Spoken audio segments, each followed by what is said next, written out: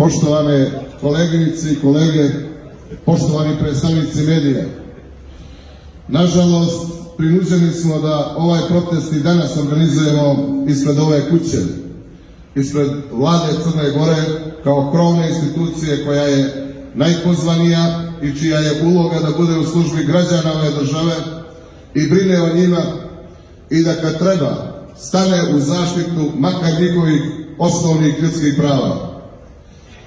Već skoro 80 dana zaposleni Crnogorskog Telekoma ne primaju zarade, jer su primorani da se putem štrajka bore za svoja osnovna egzistencijalna prava.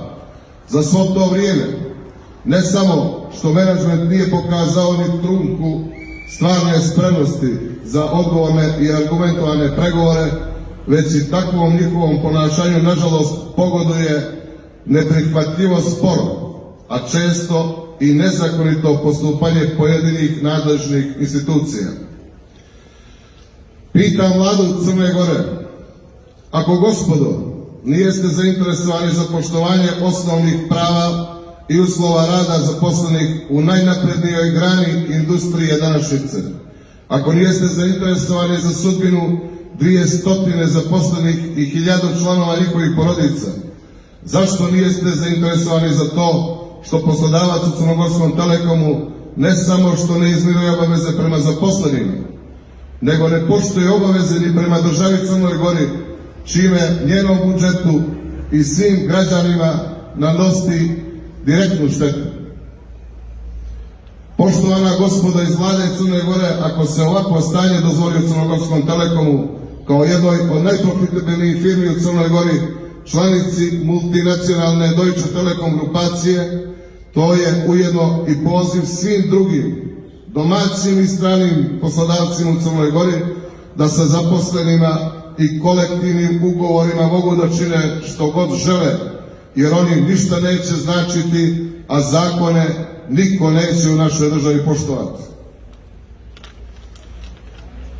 Menadžment Crnogorskog Telekoma šalje pred javnošću i dalje pred javnošću Crne Gore tvrdi da neće da ukine kolektivni ugovor, iako do danas nijesu povukli otkaz dijela kolektivnog ugovora. Zašto menadžment mijenja odredbe iz kolektivnog ugovora koje su već 16 godina postoje u praksi i pravi nove modalitete kada su zaposleni zadovoljni tim odredbama i nikada nijesu dali ni jednu primjedbu?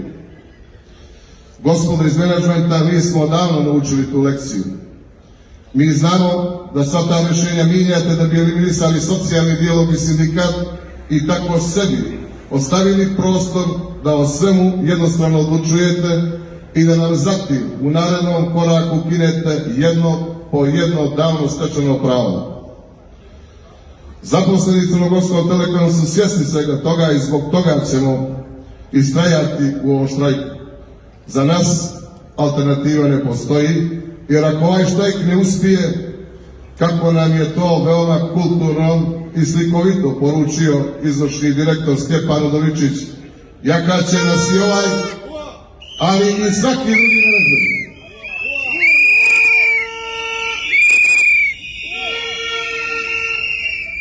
Zato, koleginici i kolege, nastavljamo našu opravdanu borbu, odlučno, istrajno i zajedno do pobjede. Živjeli!